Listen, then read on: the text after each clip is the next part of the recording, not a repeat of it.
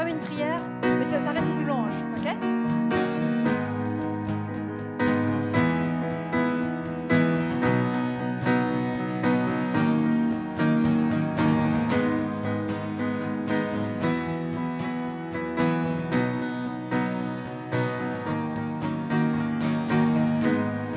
Amour parfait, tu t'es donné à la croix pour tout effacer de mes péchés.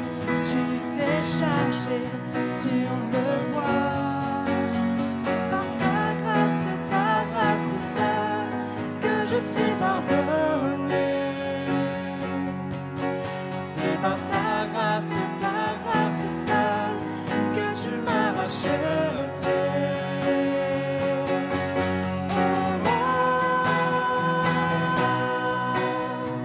Merci pour la croix, ton amour pour moi. Ta grâce ne faillit pas. On va recommencer amour parfait, ok? Je veux vous entendre. Ou plutôt, Dieu veut nous entendre.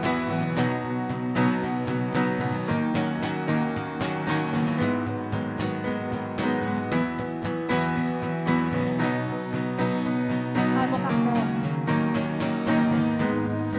Amour parfait, tu t'es donné à la croix pour tout effacer de mes péchés. Tu t'es chargé sur le bois. C'est par ta grâce seule que je suis pardonné. C'est par ta grâce seule que tu m'as racheté.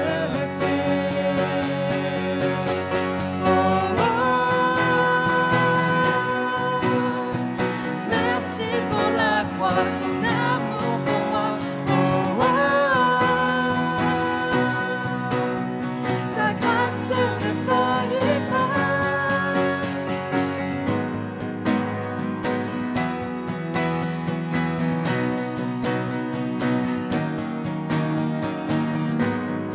Rien ne pourrait me justifier. Son pardon est mérité. Tous mes efforts ne suffiraient à me sauver. C'est par ta grâce seule que je suis pardonné. C'est par ta grâce seule que tu m'as racheté.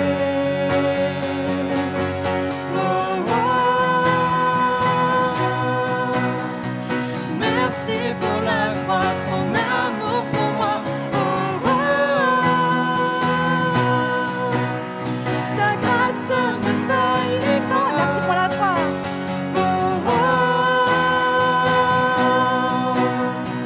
Merci pour la croix, ton amour pour moi. Ta grâce ne faillit pas.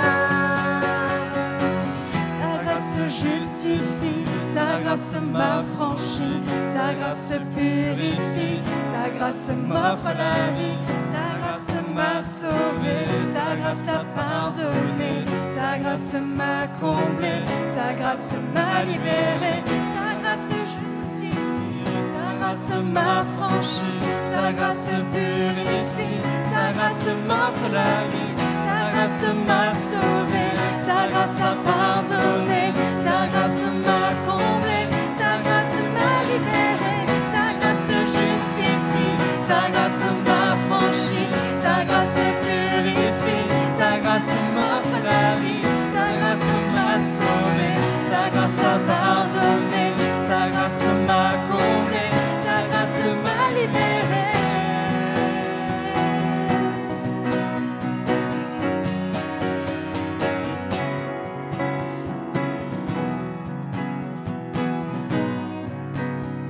Nous allons encore chanter une fois, proclamer, sa grâce nous justifie. Ta grâce justifie, ta grâce m'affranchit, ta grâce purifie, ta grâce m'offre la vie, ta grâce m'a sauvé, ta grâce a pardonné, ta grâce m'a comblé.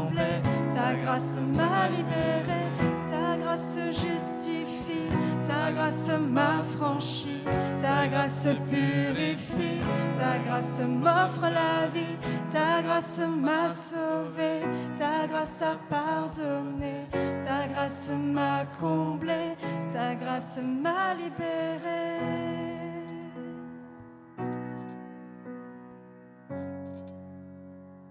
C'est par ta grâce. Et sa grâce seule.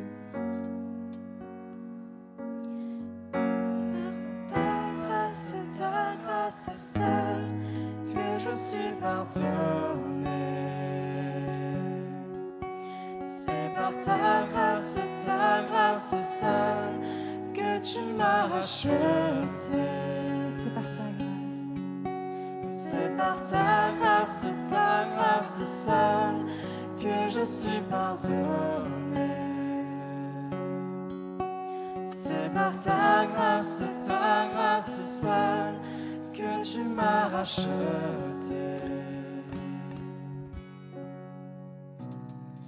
Merci Seigneur, parce que c'est par ta grâce que nous sommes ici aujourd'hui. Et c'est par ton sang, par ton corps, par cette croix, Seigneur, qu'aujourd'hui nous pouvons être là, étant être des justes, par la foi, Seigneur. Merci.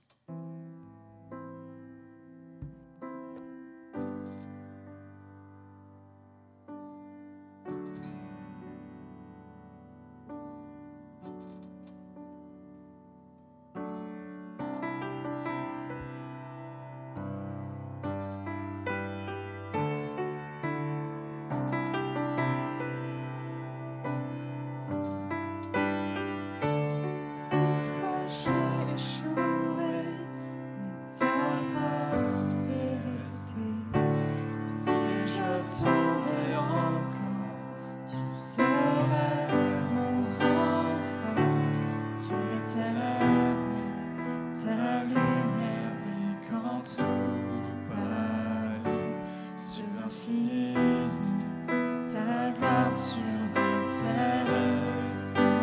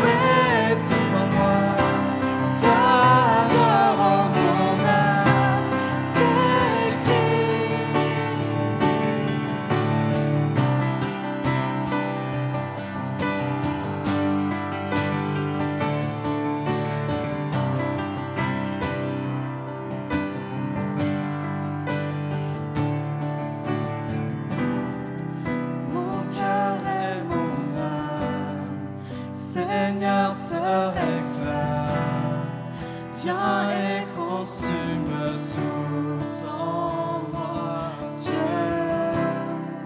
que règne ta justice, l'amour de ton Fils, viens et dirige tout en moi.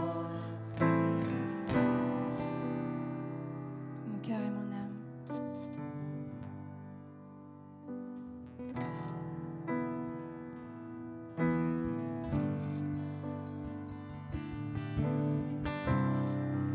Mon cœur et mon âme, Seigneur, te réclame. Viens et consume tout en moi, Dieu. Que règne ta justice, l'amour de ton Fils. Viens et dirige tout en moi, Dieu éternel. Ta lumière brille quand tout pâlit, Dieu infini, ta gloire sur la terre resplendit. Le désir de mon cœur, c'est de te louer tout en moi. T'adore mon âme, s'écrie.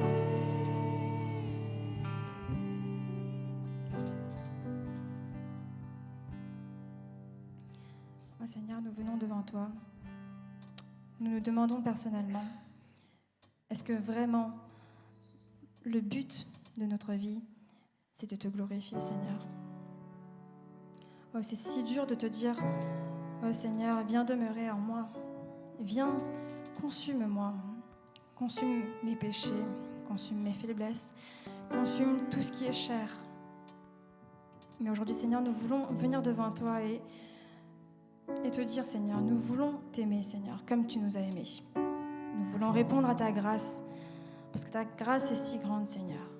Oh, Seigneur, lorsque nous chantons ces chants, nous voulons te dire, et nous voulons dire aussi au Saint-Esprit, Saint-Esprit, descends ici parmi nous. Saint-Esprit, descends sur nous, descends sur moi, descends sur mes frères, descends sur mes sœurs, Seigneur, parce que nous avons besoin de toi. Et que seul ton Saint-Esprit peut nous purifier. Alors, écoute nos chants, écoute la voix dans notre cœur, parce que tu sais que des fois nos actions, nous n'arrivons pas à les contenir, nous n'arrivons pas à nous contrôler, Seigneur, parce que nous sommes pécheurs. Mais nous voulons nous rapprocher de toi. Nous voulons te dire, Seigneur, viens puis me purifier, viens me consumer, pour que je puisse être encore plus près de toi et te ressembler.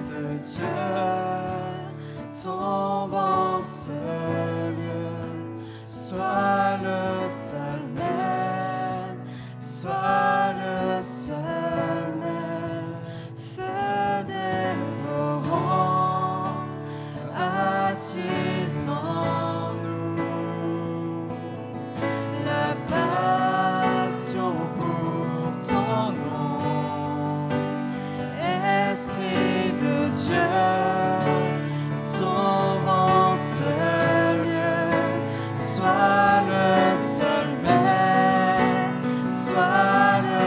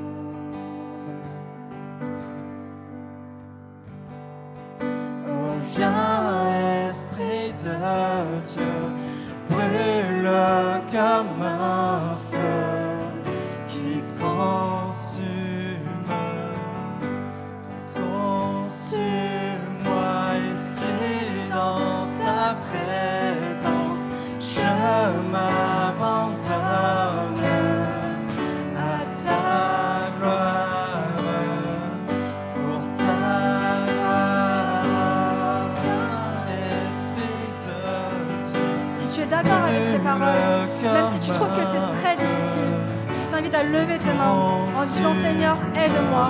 Seigneur, consume-moi parce que je veux me rapprocher de toi. Je ne veux pas me rapprocher des gens qui sont sur cette terre, qui vivent leur vie comme s'ils n'avaient pas Dieu. Je veux me rapprocher de Dieu parce que je suis enfant de Dieu. Si vous êtes d'accord, si vous êtes Amen, alors je vous invite à lever vos mains.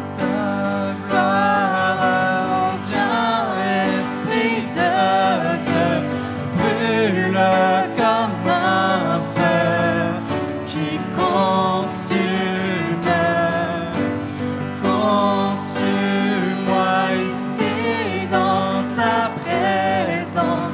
Je m'abandonne à ta gloire, pour ta gloire.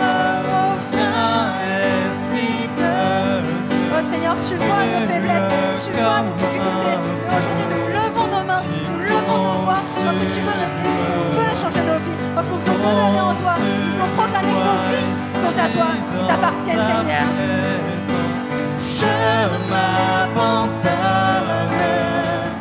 à ta gloire, pour ta gloire.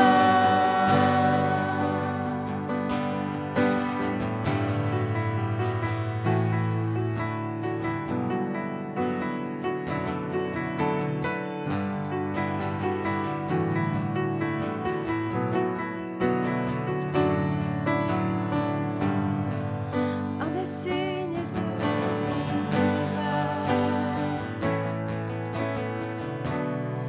Tu démontras ta puissance et il le fera encore et encore. sur les jeunes et les vieux. Ton esprit fut répandu. Saint-Esprit descend, viens tel un torrent, inonde ma louange quand je chante ton amour. Saint-Esprit embrasse mon cœur et mon âme quand j'invoque ton nom. Quand j'invoque ton nom,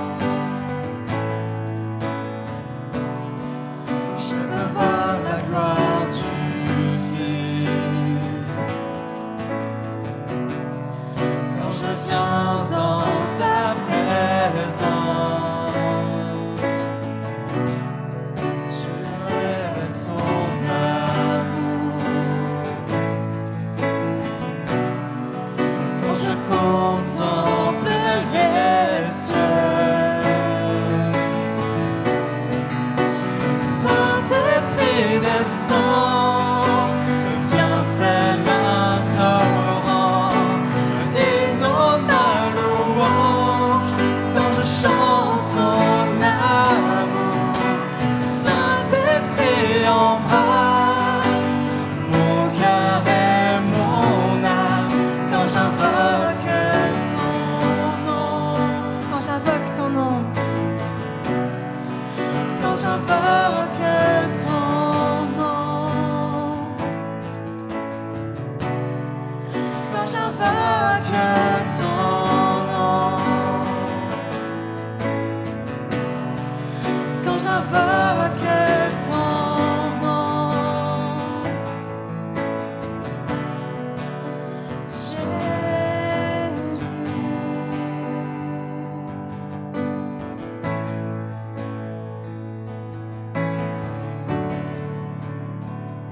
oh viens, Saint-Esprit. viens, Esprit de Dieu, brûle comme un feu.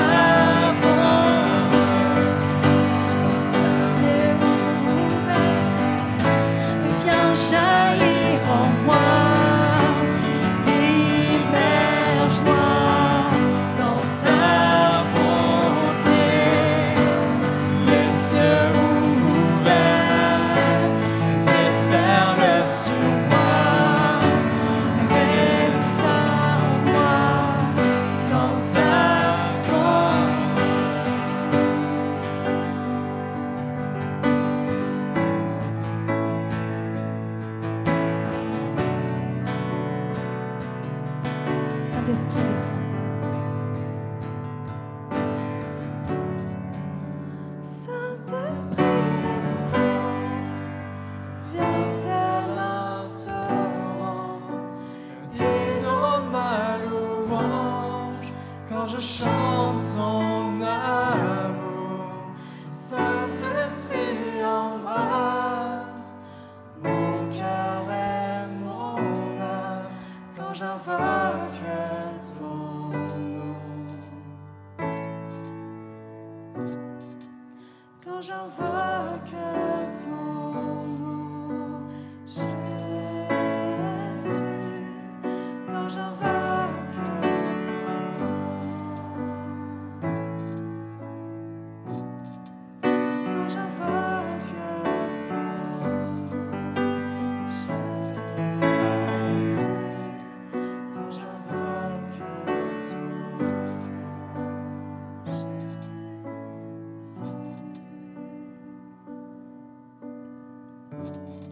Seigneur, merci.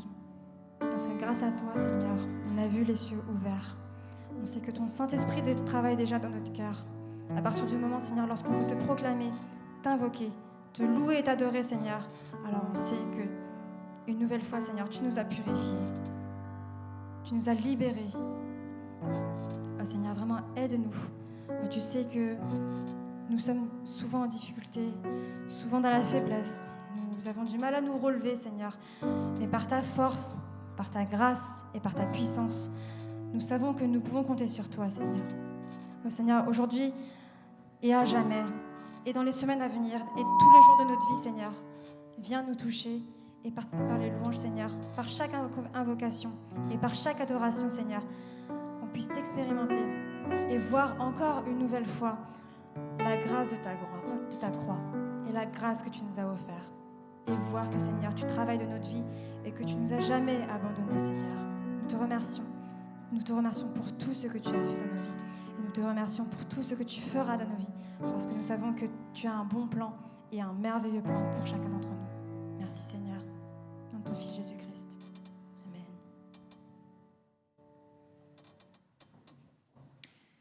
Merci à Fanny et à l'équipe Louange de nous avoir menés dans l'adoration.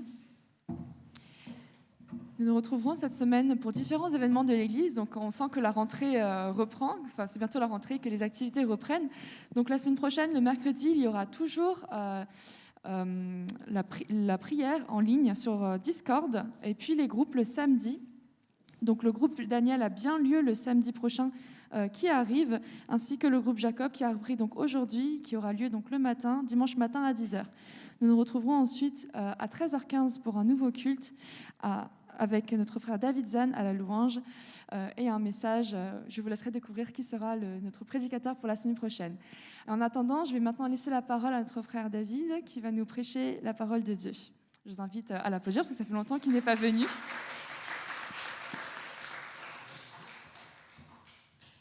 Ça fonctionne, oui, c'est bon. Bonjour à tous, c'est vrai que ça fait un petit moment maintenant que je ne suis pas passé vous voir, que je n'ai pas eu la joie de voir vos visages. J'espère que tout va bien pour vous, que les choses se sont plus ou moins bien passées. Effectivement, ce matin, ou du moins cet après-midi, parce que moi, le matin, c'est toujours sujet. On n'a pas tous la même définition du matin, selon l'heure à laquelle on se lève, clairement. Et aujourd'hui, on est venu parler d'un personnage principal, qui est le personnage de Paul.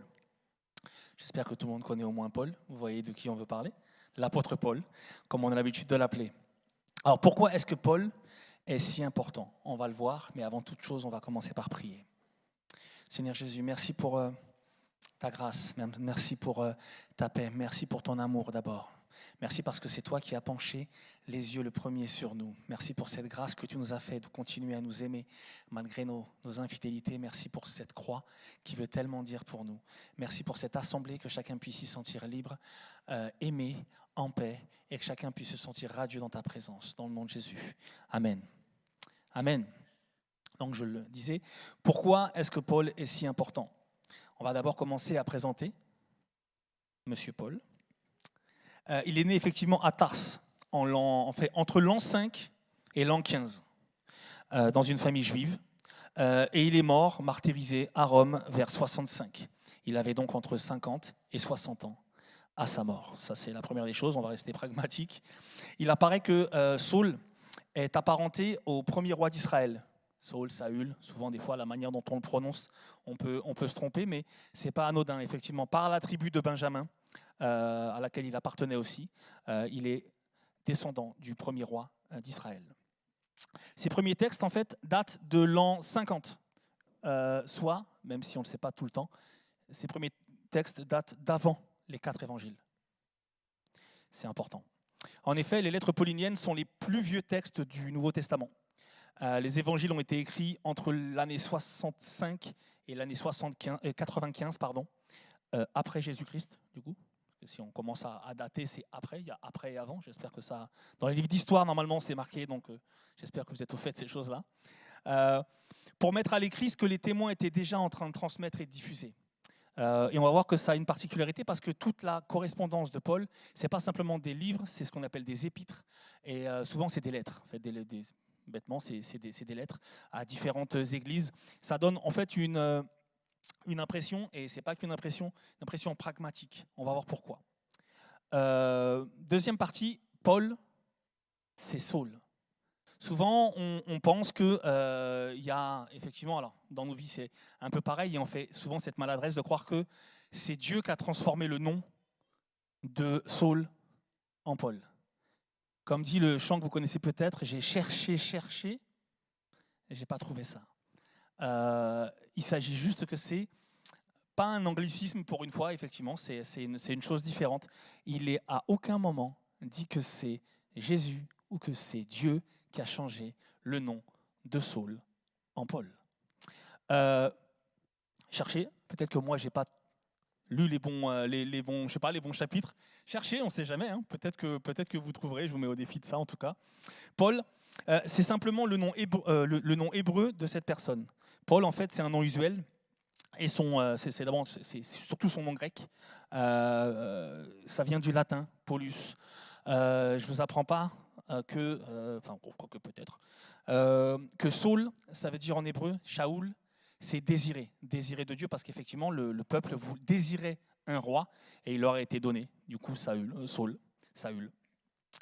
Paul, en latin, ça veut dire petit, c'est un dérivé du mot Paulus, qui veut dire petit.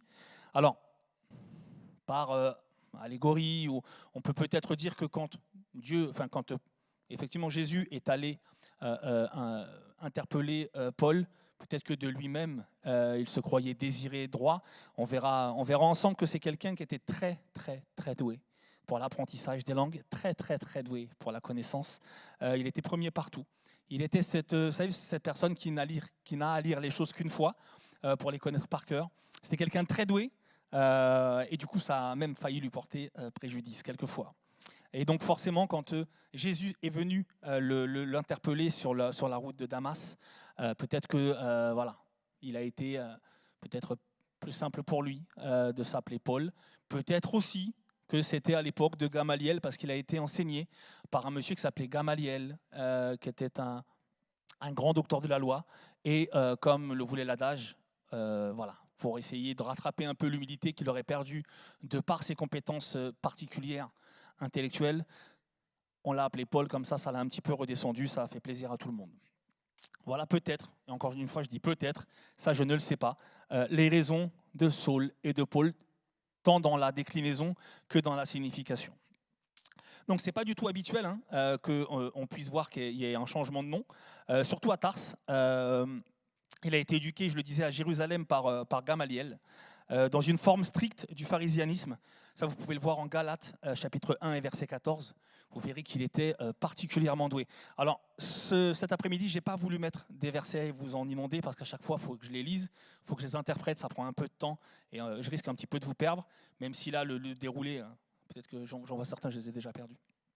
Donc je vais essayer d'être concis, d'en venir effectivement au fait que c'était quelqu'un de très doué. Pour ce qui est du changement de nom, j'imagine que vous savez que dans certains pays anglophones, de manière à s'intégrer, moi je m'appellerais Dave. Voilà, mon prénom c'est David, mais on pourrait m'appeler Dave aussi. On pourrait m'appeler l'homme sans cheveux, pourquoi pas, mais en tout cas j'aurais un nom différent certainement si je me rendais ou si je choisissais d'habiter et de vivre en Angleterre. C'était quelque chose d'assez usuel, hein, notamment parce que, on le verra, Paul avait quelques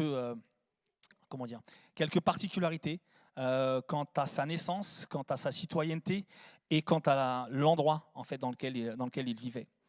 Les Juifs, il y a beaucoup de Juifs qui parlaient grec de temps en temps, et surtout à l'époque de Paul. Ils parlaient l'hébreu aussi, et donc forcément ils avaient 2 noms différents selon là où ils se rendaient.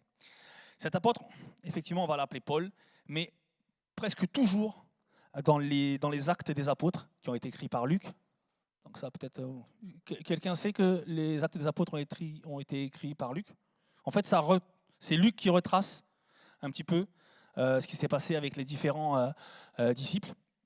Ça a été écrit par Luc, effectivement. Bon, voilà, comme ça, au moins, si vous ne le savez pas, maintenant, ce sera le cas. Donc, il est presque toujours appelé Saül dans les actes des apôtres.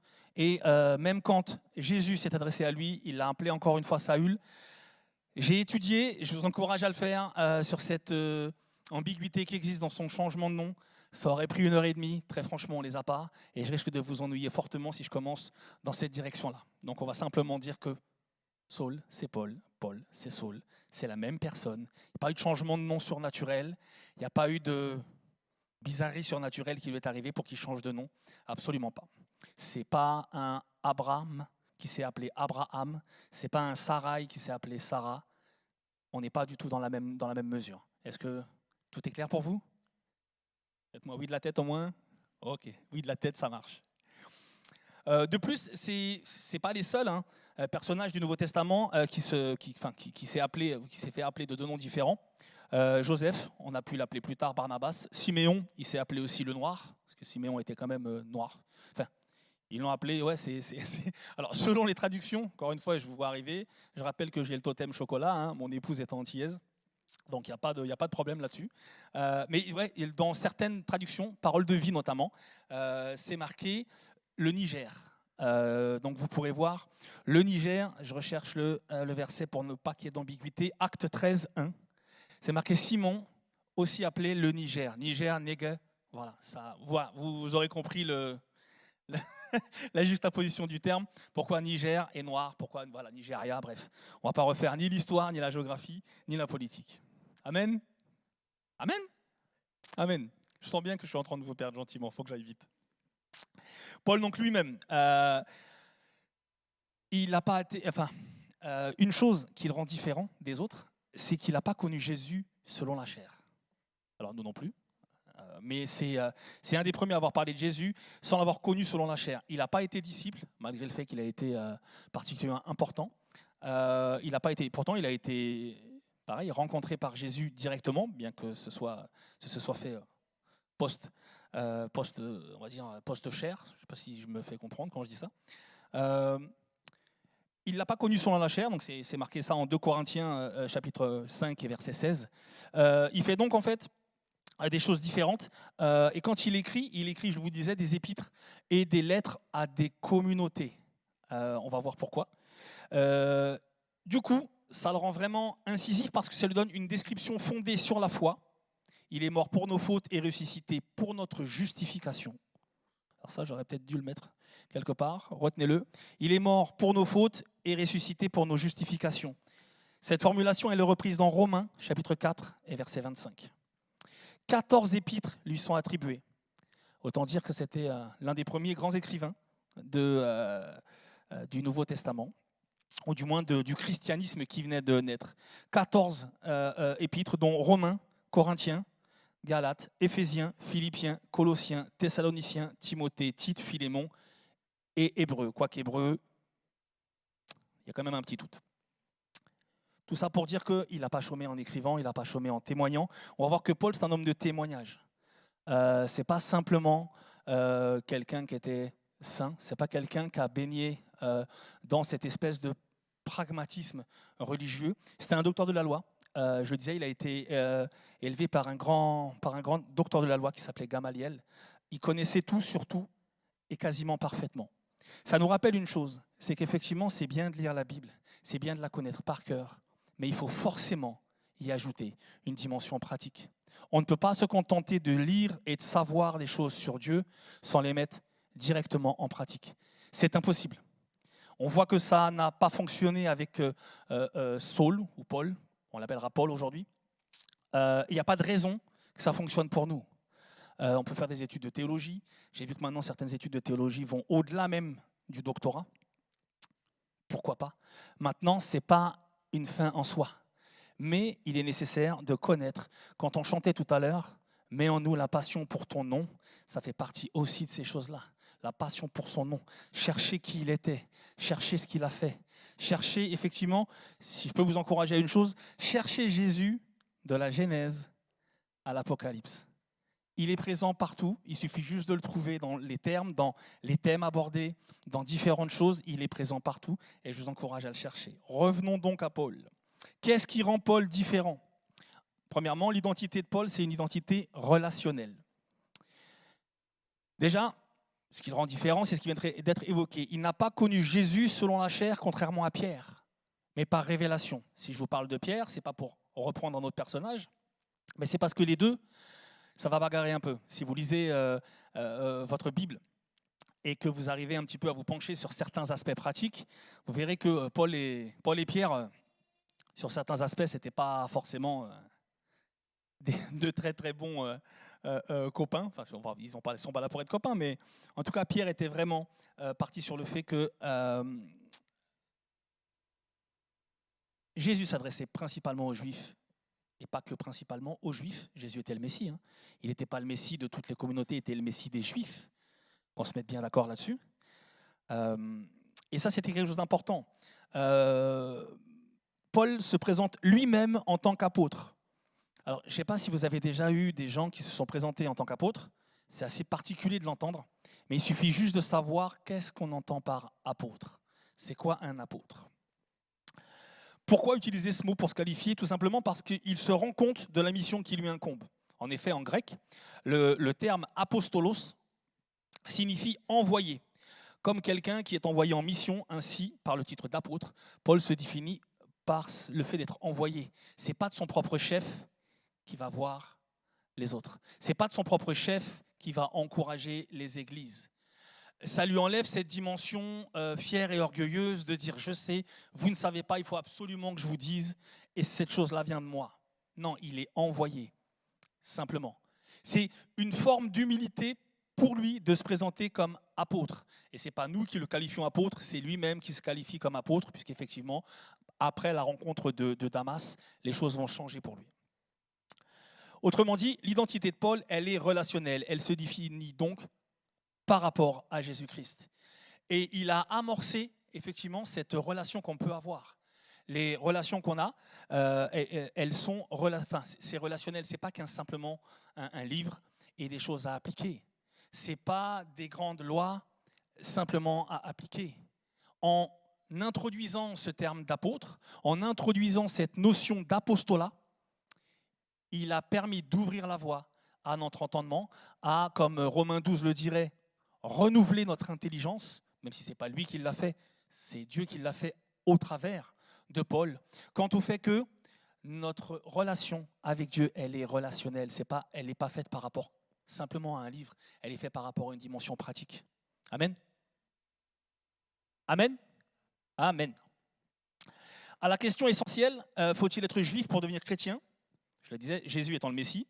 Paul répondra par la négative. C'est ainsi que ça ouvrirait des perspectives sans précédent. Et c'est d'ailleurs une position qui va lui offrir pas mal de prises de bec et de débats avec Paul. Parce que Paul n'était pas d'accord là-dessus. Je vous conseille de lire effectivement tout ce qui a trait à ces deux choses. Vous verrez qu'il y a des arguments des deux côtés, mais qu'effectivement, je le dis comme si c'était mon héros, mais c'est un peu mon héros, c'est Paul qui gagne dans cette histoire-là. Paul symbolise aussi la rencontre de trois cultures. Souvent, on peut ne pas se sentir à sa place quand on est issu d'une culture différente. J'imagine que vous le vivez tous les jours. Des fois, ce n'est pas facile de se trouver. On a l'impression de ne pas être au bon endroit, pas dans la bonne société, pas dans les bonnes sphères, et que on n'est pas simplement à sa place. De par sa vie, l'apôtre Paul a introduit effectivement cette notion pragmatique d'y arriver quand même. Il était juif de naissance, il parlait le grec et il bénéficiait de la citoyenneté romaine. Alors ça peut faire rire maintenant, mais à l'époque, la citoyenneté romaine, ce n'était pas rien. Citoyen romain, c'était quand même le niveau au-dessus, en termes d'éducation, en termes de philosophie, en termes de compréhension du monde, en termes de compréhension surtout du monde et de ses mystères. Souvent, à l'époque, beaucoup de personnes voulant prendre de l'attention et malheureusement aussi pas mal d'argent, cherchaient à interpréter les mystères de la nature et d'y voir des signes de révélation de Dieu. Effectivement, on voyait émerger, mais comme partout, hein, je vous rassure, c'est encore le cas maintenant. Voilà, ce genre de personnes, Paul, de par sa citoyenneté romaine, n'était pas de cela. Il avait suffisamment de compréhension, certes, mais il bénéficiait de cette citoyenneté romaine qui lui permettait effectivement d'être suffisamment cultivé pour savoir ce qui était bien et ce qui ne l'était pas. Pour avoir ce qu'on appellera plus tard, par la grâce de Dieu, le discernement. Il savait discerner ce qui était de l'ordre du mystique et ce qui était de l'ordre du spirituel. Amen. Amen. Amen. Si on a surnommé l'apôtre des gentils, c'est-à-dire des païens, c'est effectivement pour ça. C'est parce que face à l'hostilité croissante des Juifs dont il était issu, il a choisi de se consacrer à la mission et il a choisi de le faire loin. Je n'ai pas non plus la carte, mais si vous étudiez un petit peu ce qu'a fait Paul, il s'est pas mal concentré sur le bassin méditerranéen. Éphèse, Colosse, Galates, on parle de la Turquie, on parle de la Grèce, on parle de tout ce bassin méditerranéen qui a été touché par lui. Pas forcément simplement Jérusalem, pas forcément ce qu'on appellera Israël, la Palestine et tous les pays environnants, mais il s'est vraiment concentré sur le bassin méditerranéen. C'est ce qui lui a valu aussi des voyages en bateau, quelquefois un peu mouvementés, souvent même mouvementés. Ça lui a permis aussi des rencontres. Souvent, on a du mal à sortir de nos églises, on a du mal à sortir de nos assemblées, et c'était le cas aussi à l'époque. Je rappelle que, pour beaucoup, Pierre y compris, il fallait rester, le message adressé aux Juifs, c'était une nation, c'était un territoire, c'était un endroit, c'était un lieu de rencontre. On associait des pierres à des moments précis où Dieu avait parlé, on associait physiquement des choses, les tables de la loi, le mont Horeb, etc. Tout un tas de choses étaient associées à un territoire de particulier. Paul a réussi à aller au-delà, à la demande de Dieu, hein, on est bien d'accord ? Mais il nous a prouvé aussi qu'il y avait cette autre dimension, cette notion de relationnel avec les autres. Amen. Amen. Toute sa vie a été véritablement illuminée par la révélation qu'il a reçue sur le chemin de Damas. Donc cette révélation, elle a été mise en avant en Actes, chapitre 9, versets 3 à 6. Il comprend alors que Dieu lui parle par Jésus qu'il n'a pas connu. Il ne l'a pas connu, il était là pour le martyre d'Étienne. C'est d'ailleurs un de ses faits d'armes. Si pas mal de gens connaissent Paul, c'est par rapport au martyr d'Étienne, pas que, mais en grande partie. Il va donc identifier les chrétiens au Christ. C'est important ce que je vous dis là. Il identifie les chrétiens au Christ et donc va naître dans sa pensée l'idée de corps de Christ. Et il va communiquer dans ce sens-là, parce qu'effectivement Dieu va lui permettre de le faire, mais c'est de là que naît, comme il identifie les chrétiens au Christ, Christ chrétien, Christ a un corps, effectivement, il y a une manière de faire, ok, il a associé ça, et c'est ce que vous retrouverez dans les écrits attachés au terme corps du Christ. Deuxièmement, c'est une parole qui s'exprime en personne. Au travers de ses lettres, c'est aussi l'identité de Paul qui se révèle, car en effet, son histoire personnelle est indissociable de ses écritures. Ce qu'il a vécu, en sachant ce qu'il a vécu, on comprend ce qu'il a écrit. Et c'est en ça, du moins, que c'est un vrai témoignage. Souvent, on peut témoigner en enjolivant un peu les choses. Souvent, on peut témoigner en ne souhaitant garder que des choses qui soient racontables, entre parenthèses. Lui, quand on voit sa vie, quand on voit ce qu'il a écrit, on peut tout à fait comprendre sa psychologie. Il n'y a pas de triche. Très franchement, il n'y a vraiment pas de triche avec Paul. Quentin Pierre, vous verrez, cherchez, Quentin Pierre ne dira rien de lui, ou si peu. Paul parle de soi-même, souvent dans les épîtres, ou dans tout ce qui regroupe un peu, on appelle ça le corpus biblique, hein, il parle à la première personne. Il ne dit pas « il faudrait », il dit « j'ai à cœur de venir vous voir, mais jusqu'à présent, j'en ai été empêché ». Il y a cette dimension de relation. Il y a cette dimension qu'en lisant les épîtres pauliniennes, on peut se les approprier parce qu'elles sont à la première personne. Ça, c'est quelque chose d'important. C'est pourquoi Paul écrit des lettres. Réponse, Enfin, pourquoi Paul écrit des lettres? C'était une question que je m'étais posée pendant que je préparais ça. Pourquoi Paul écrit des lettres? Réponse, parce qu'il est chargé par le Christ d'annoncer l'évangile et d'accompagner les jeunes communautés. C'est bien beau de dire aux uns et aux autres la manière dont Christ a vécu, la manière dont Christ voit les choses, la manière dont il faudrait faire, ok? Et de partir. C'est semblable à voir quelqu'un qui a faim, reconnaître qu'il a faim, lui expliquer comment avoir à manger et partir. Est-ce que d'après vous, c'est à la fois un bon témoignage et une bonne manière de faire? Bien sûr que non. Bien sûr que non. Il y a cette notion pragmatique qu'il faut associer. On ne peut pas savoir et ne pas faire. Mais par contre, effectivement, ce n'est pas parce qu'on fait qu'on est méritant. C'est simplement parce qu'on a été renouvelé dans l'intelligence et qu'on a toutes ces choses-là par grâce. Amen. Amen. Amen. Voilà. Paul, donc, même quand la manière dont il se présente, moi, elle m'a toujours fasciné. Il ne se met jamais directement en avant. On prend Romains chapitre 1, verset 1, Paul, serviteur du Christ Jésus, apôtre par son appel, mis à part pour annoncer l'évangile de Dieu. C'est dépouillé de tout sentiment de fierté et d'orgueil. Il sait qui il est, il sait ce qu'il doit à Dieu. Malgré le fait qu'il était doctorant, il avait, si on parle en CV, il avait un des plus beaux CV de connaissances bibliques que vous pourrez trouver. Il a eu les meilleurs professeurs, il a fait les meilleures études, il était au courant des plus petites différences de texte. Il savait tout, surtout, et il le savait quasi parfaitement. Donc, on ne peut pas dire qu'il n'y avait pas de quoi être orgueilleux. Quand on a cette facilité de tout savoir sur tout et de le savoir parfaitement, on peut se sentir un peu plus que les autres. À aucun moment, ça a été la démarche de Paul. Quoique, un peu au début, on va voir pourquoi. Parce qu'il était tellement persuadé que ce qu'il lisait, il allait falloir l'appliquer, qu'il l'appliquait un peu n'importe comment, sans chercher la volonté de Dieu. Et c'est là l'encouragement de ce matin. Ce n'est pas parce que vous lisez que vous avez l'impression qu'il faut faire et que vous vous mettez immédiatement à faire. Laissez maturer les choses. Laissez maturer. Souvent, que ce soit en prière ou en action, je le dis souvent, alors, ceux qui me connaissent savent que je cite souvent mon papa. Encore une fois, c'est une phrase de mon papa qui m'a dit « Une chose est sûre, fils, le temps discerne l'envie de la nécessité. Comprenez-moi, quelquefois on veut quelque chose, mais c'est plus du domaine du caprice que du domaine de la nécessité. Ce n'est pas vraiment un besoin, c'est juste une envie. Et quelquefois, quand on lit des choses, ça suscite en nous des réactions. Elles sont émotionnelles, elles sont sentimentales, okay, mais quelquefois, c'est pas ce que Dieu veut nous voir réaliser. Ok, on a raison de réagir et c'est une bonne chose, mais laissons un petit peu de temps, prions. Quand on est convaincu de quelque chose, mettons ces choses-là dans la prière. Pourquoi? Pas parce que c'est un conseil de moi, David, qui ne suis que David, mais parce que c'est Paul, premièrement, qui a commencé à l'amorcer. Ce n'était pas le seul, attention, mais c'est surtout biblique. On n'invente rien, c'est surtout biblique.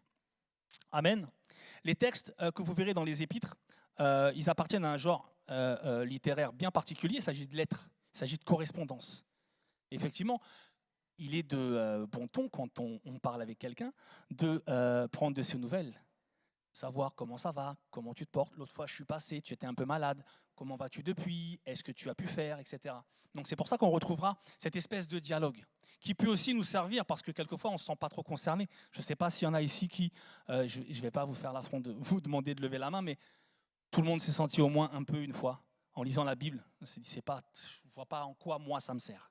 Je ne vois pas en quoi moi, précisément, ce verset-là, ce chapitre-là, ces livres-là, ça me sert. Est-ce que j'ai raison ou est-ce que j'ai tort? Oui, j'ai raison. Si quelqu'un m'avait dit non, j'aurais cité le livre des Nombres, et on aurait une discussion juste après sur comment on peut trouver quelque chose de particulier au livre des Nombres. Ce sont donc en fait des lettres écrites par Paul dans les années 50-60 après Jésus-Christ. On date approximativement les lettres de Paul. Entre ça, on affine un peu, j'ai regardé 48, 67, mais ça ne va pas, c'est que des dates, c'est que des chiffres. Ça ne va pas vraiment vous servir. Ces choses-là, c'est simplement pour être précis et incisif. Paul a écrit une partie de ses épîtres à destination des communautés chrétiennes installées, je le disais, au bord de la Méditerranée, au soleil.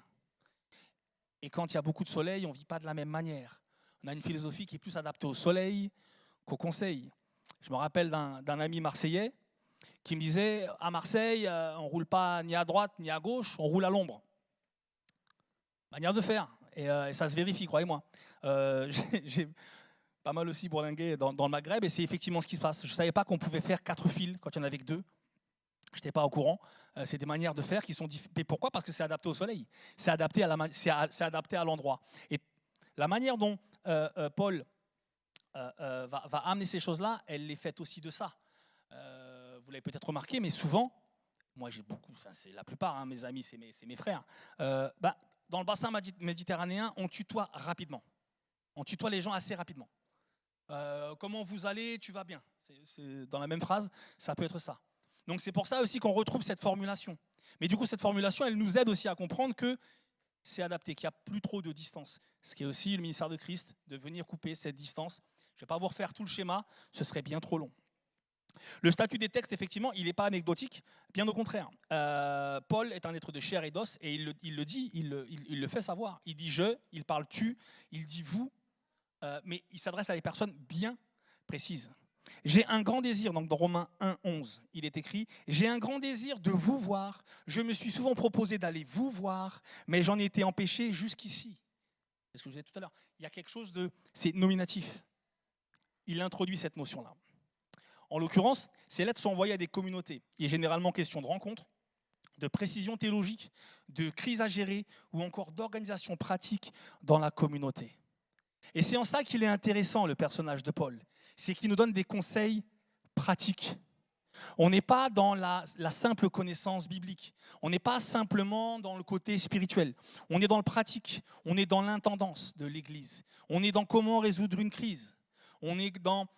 Attendez, précisément, ce n'est pas vraiment ce que Dieu a voulu. Dans la loi, il est écrit, oui, voilà comment Christ l'a appliqué. Et c'est en ça que c'est intéressant de chercher à savoir qui est Paul. C'est parce qu'il introduit cette dimension et en plus, il la développe. C'est ça qui est vraiment intéressant avec ce personnage. L'organisation pratique d'une communauté, je ne vais pas vous l'apprendre, c'est ce qu'il y a quasiment de plus important. Savoir s'organiser et s'organiser pour que les choses se passent bien, c'est un des fondamentaux de l'Église. La distribution, l'organisation, l'administration et la gestion sont vraiment les 3 formes de fonctionnement les plus courants au sein même de nos assemblées. Donc en ça, il est très important, Paul, parce qu'il a commencé à introduire ces dimensions pratiques. Toujours pareil, il ne l'a pas fait de son propre chef. Il l'a fait parce qu'il connaissait parfaitement la loi. Il l'a fait parce qu'il connaissait parfaitement les Écritures. Et qui d'autre que lui avait cette capacité en connaissant quasiment parfaitement et en introduisant quasiment tout de manière nette et claire. Qui d'autre pouvait le faire ? Je ne sais pas. Mais en tout cas, c'est lui qui s'en est chargé et il l'a très, très bien fait. On arrive un petit peu au dur. Quelles sont les leçons à tirer de la vie de Paul ? C'est le plus important a priori. Il nous a donné des enseignements, je vous le disais, 14 épîtres. On ne va pas les détailler cet après-midi, ce serait encore une fois beaucoup, beaucoup trop long, mais je vous encourage à le faire. Ce n'est pas parce qu'on ne le fait pas le dimanche qu'il ne faut pas le faire la semaine. C'est pour ça que le dimanche, c'est 1 jour, la semaine, c'est 6 autres. On est bien d'accord. Le travail du dimanche, ça doit être le résultat du travail de la semaine. Et quand je vous encourage à chercher Jésus du début à la fin de la Bible, faites-le, mais faites-le pas là maintenant, donc je vous le dis. Faites-le dans la semaine, faites-le dans le mois. Mettez des défis dans vos vies, et ça c'en est un. Premièrement, première leçon à tirer de la vie de Paul, nouvelle créature, nouvelle vie. Un des versets bien connus de beaucoup de chrétiens, c'est 2 Corinthiens 5, 17. Ça vous dit quelque chose de Corinthiens 5, 17 ? Alors si quelqu'un est uni au Christ, il est créé de nouveau, il est une nouvelle créature. Ce qui est ancien est fini, ce qui est nouveau est présent. La version Louis II nous donne « Si quelqu'un est en Christ, il est effectivement une nouvelle créature, les choses anciennes sont passées, voici, toutes choses sont devenues nouvelles. » Des fois, on est attaché à des vieux agissements, on est attaché à des vieilles traditions, on est attaché à des vieilles habitudes aussi. Si on est uni au Christ, ça fait mal de chercher quelquefois à couper, mais il faut accepter quelquefois de couper certaines de nos habitudes. Alors je sais que ça ne fait pas très plaisir, mais c'est une réalité et c'est une réalité biblique. Amen. Amen. L'apôtre Paul, effectivement, était inspiré par le Saint-Esprit quand il a écrit ces choses-là. La Bible nous dit qu'il savait de quoi il parlait, puisque je vous le disais, dès le début, il était tellement persuadé que c'est comme ça qu'il fallait faire. Dans Acte 8, verset 3, Saül, de son côté, ravageait l'Église, Pénétrant dans les maisons, il en arrachait hommes et femmes et les faisait jeter en prison. Je sais que ça peut paraître pas cohérent quand je vous parle de l'Église, quand je vous parle du fait que ça a été écrit avant les évangiles. Donc laissez-moi préciser ces choses-là. La rédaction, il relate des faits et c'est le premier à les écrire. Même si c'est a posteriori que ça peut paraître perturbant, ce que je vous dis et la rédaction de ces versets, comprenez bien qu'il s'agit de rédaction de témoignages et pas de date de fait. On est bien d'accord là-dessus?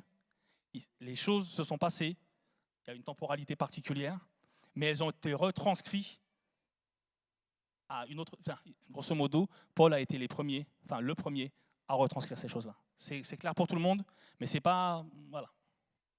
Je ne sais pas si je m'exprime clairement, j'espère que oui.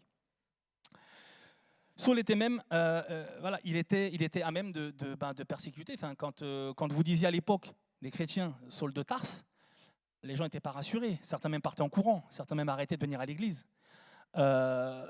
Imaginez la transformation, pas que chez Paul. Paul, en réalité, il n'était pas vraiment différent. C'est juste qu'il a compris les choses de manière un peu pointue, dirons-nous. Mais Saul en lui-même, il n'a pas changé. Il a juste rencontré Jésus-Christ. Amen. Il n'y a pas eu, c'est pas un super Saiyan qui est monté au niveau d'au-dessus. On est bien d'accord. On n'est pas dans ces faits-là. Il ne s'est pas transformé. Pas du tout. Ça a été fait avec l'inspiration de l'Esprit Saint. Et ces choses-là étaient naturelles. Ça a été la même personne. Pourtant, il a fallu que dans le regard des gens, les choses changent. Quand vous voyez en face de vous un assassin, quelqu'un qui va vous sortir des églises et va vous lapider, difficile pour vous. Premièrement, déjà, mais il y a 2 mois, il sortait les chrétiens des églises, il les lapidait, et maintenant il est en train de venir nous parler du Christ. Il y a quelque chose qui ne va pas. Même pour les chrétiens, de voir arriver Paul, ça devait être quelque chose de particulier. Il faut être très humble pour avoir affaire à ça, pour avoir à faire face à ça. Et cette transformation-là, elle a été rendue possible parce que Paul avait compris une chose, c'est qu'effectivement, dès qu'on connaît Christ, les choses sont nouvelles. Nous ne sommes pas nouveaux, mais Dieu regarde différemment. Dieu regarde de manière nouvelle ce que l'on fait, puisqu'il les voit au travers du sang de Jésus-Christ. Cela nous enseigne qu'aucun passé, qu'il n'ait été honteux, dramatique ou catastrophique, ne peut et ne doit ni être un obstacle à notre nouvelle vie en Christ. On peut avoir fait n'importe quoi, et quelquefois c'est le cas. En tout cas, pour ma part, c'est le cas. Des fois, je me sens un peu coupable. Et quand je vois ce que Paul a fait, je ne me compare pas, loin de là, mais je me dis, ok, bon, si lui, effectivement, il a réussi à passer au-delà, c'est qu'effectivement, moi, il n'y a rien qui peut m'accuser. Amen. Amen. Amen. Premièrement, je le disais, nouvelle naissance, nouvelle créature. Deuxièmement, vivre par la grâce de Dieu. On le chantait ce matin, tout n'est que grâce. Tout n'est que grâce. Il n'y a rien à mériter. 2 Corinthiens 12, 9 nous dit, mais il a répondu. Est-ce qu'il a répondu d'ailleurs en 2 Corinthiens 12, 9? Ce verset-là, je ne suis pas exigeant, mais ce verset-là, s'il vous plaît, apprenez-le par cœur. 2 Corinthiens 12, 9, mais il m'a répondu, ma grâce te suffit. 2 Corinthiens 12, verset 9. Mais il m'a répondu, ma grâce te suffit. C'est dans la faiblesse que ma puissance se manifeste pleinement. C'est pourquoi je me vanterai plutôt de mes faiblesses que de la puissance, afin que la puissance de Christ repose sur moi. Soyons conscients de ce que nous sommes. Ce n'est pas une raison pour faire des complexes d'infériorité, mais la grâce de Dieu doit nous suffire. On n'a rien à mériter. Ce n'est pas notre place de chercher à mériter quelque chose.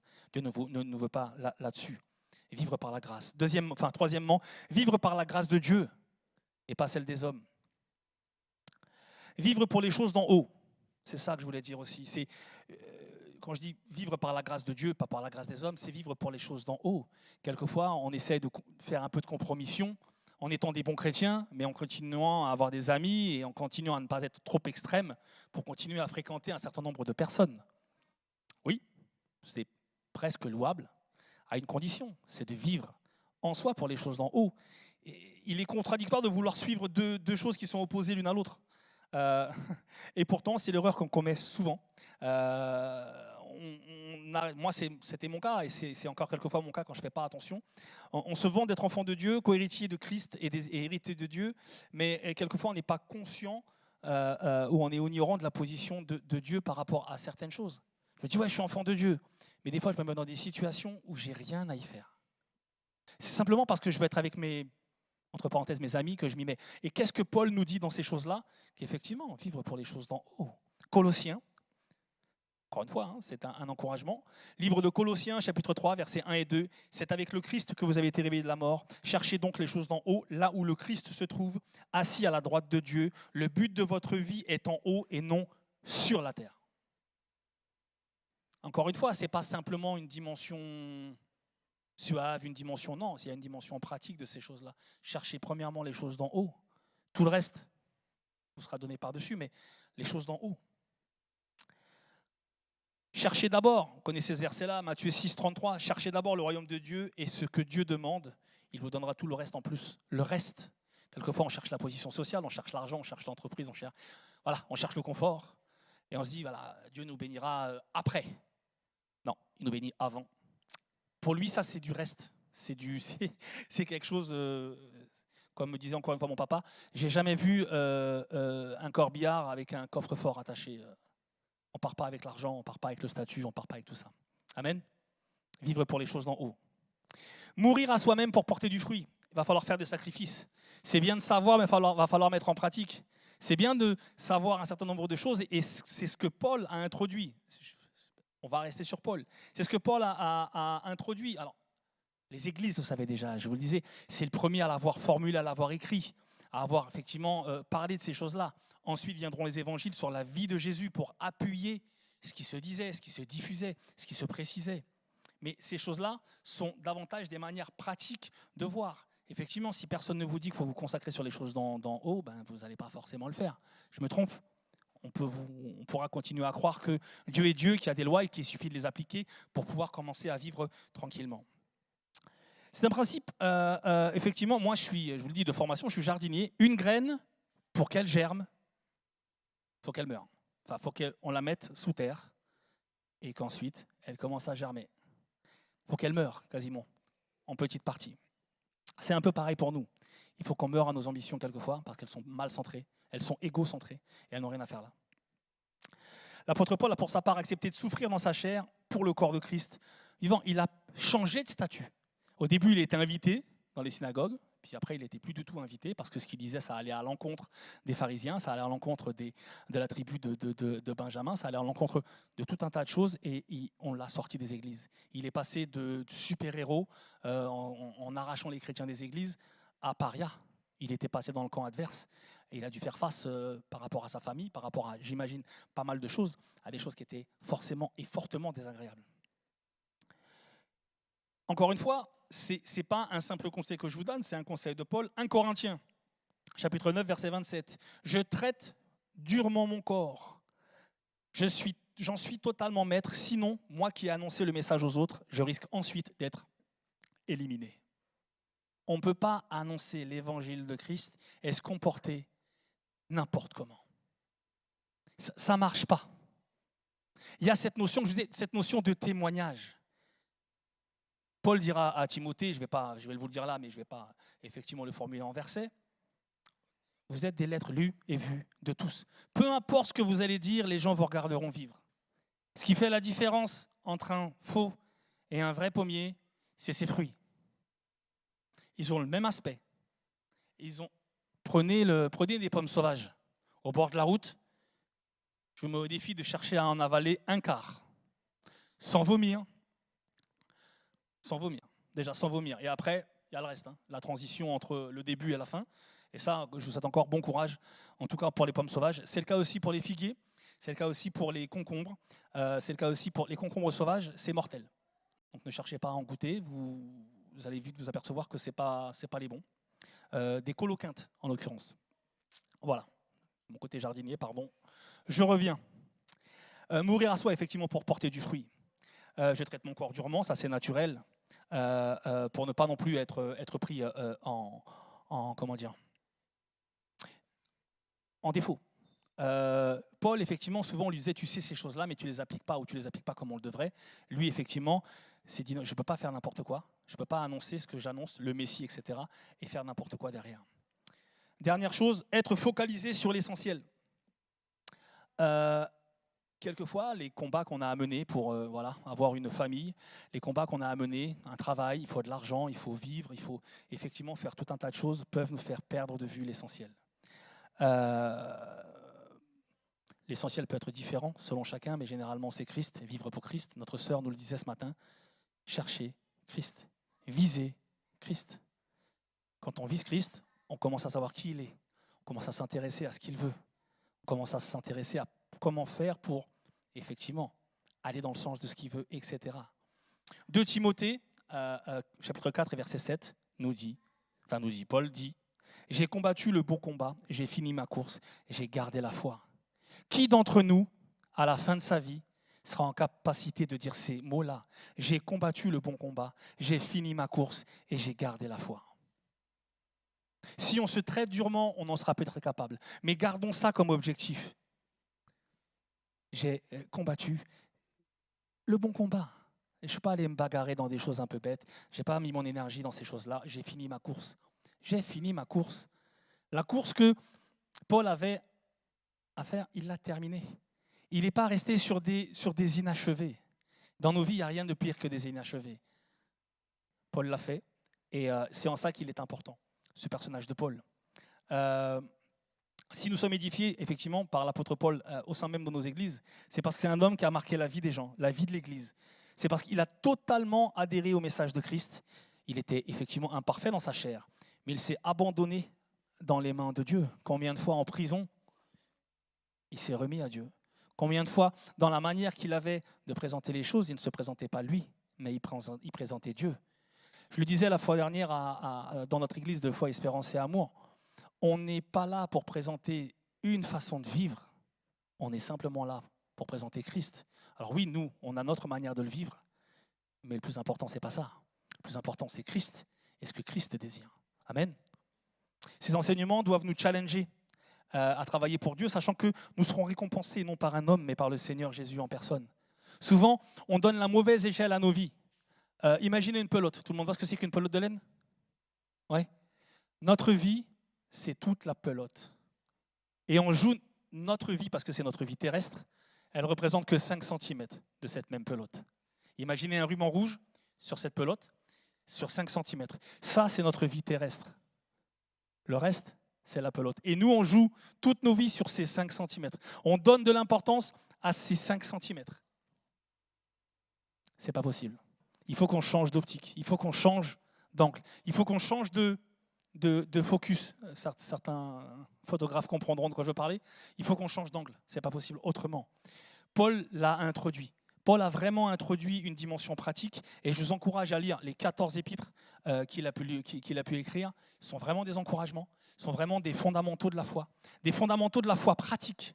Et ça, c'est très important. Dernière chose, pourquoi est-ce que c'est important d'étudier les personnages? Pourquoi c'est important d'étudier des aspects comme peut-être Dieu n'a pas transformé le nom de Paul en Saul, etc. Pourquoi? Mais simplement parce que, c'est pas simplement pour vous embêter, je l'écrivais, c'est parce que des idées théologiques sans ancrage dans la parole de Dieu ne peuvent être que néfastes. Alors oui, ça peut être attirant et utile, mais finalement c'est injustifié. Pourquoi? Parce que bien souvent, on peut enseigner, on peut être enseigné par rapport à des choses qu'on ne maîtrise pas, et le jour où on s'aperçoit de la vérité, on peut tomber de très haut. Dernièrement, un petit aparté, l'Assomption. Est-ce que quelqu'un saurait me dire ce que c'est que l'Assomption? On fait ça le 15 août généralement, c'était il n'y a pas longtemps. Vous savez ce que c'est que l'Assomption? C'est le jour où Marie est montée au ciel. Que quelqu'un me dise où c'est marqué dans la Bible. Le jour où Marie est montée au ciel. Elle a été enlevée. À quel endroit c'est marqué? Quel endroit? Trouvez-le. Cherchez, parce que moi j'ai cherché et je n'ai pas trouvé. Et c'est ce genre de petites choses. Alors, on aurait aimé que oui, alors elle a été enlevée, elle a été transformée. Oui, soyons précis. Parce que ça, c'est des choses ça ne pardonne pas. Ce sont des toutes petites choses qui peuvent paraître cool, mais qui peuvent facilement ébranler la foi de quelqu'un qui un jour va découvrir qu'on l'a induit en erreur. Soyez précis quand vous ne savez pas, dites que vous ne savez pas. Et Paul a toujours été comme ça. Malheureusement pour nous, il savait pas mal de choses.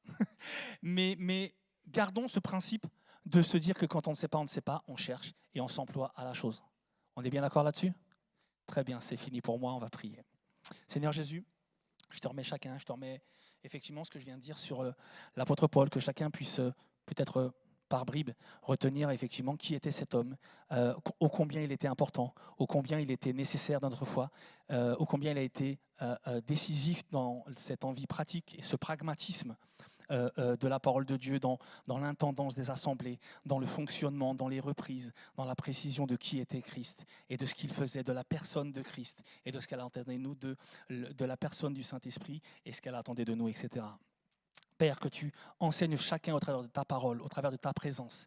Laisse chacun venir à toi au travers de la prière, au travers de l'enseignement, au travers de la connaissance, afin que chacun puisse réaliser qui tu es, ô combien ce message de Paul et d'autres sont importants, ô combien ces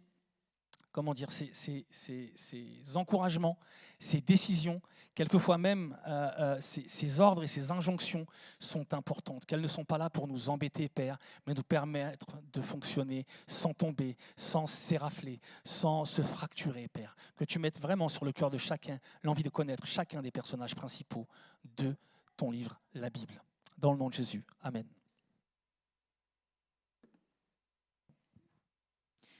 Merci à toi, notre frère David Desnoyers, pour ce message sur le personnage de Paul.